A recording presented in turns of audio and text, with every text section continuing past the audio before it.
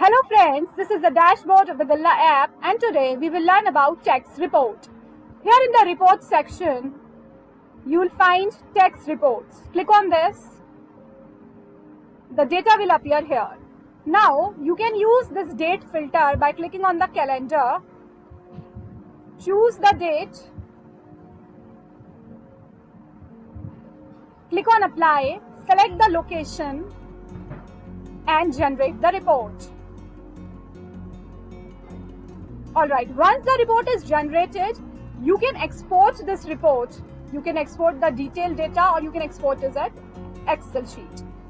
Export this as an Excel sheet. Click on this and the report will be automatically downloaded, saved and exported to your desktop. So that is how you generate and export the text report. Hope this helps you. Thank you.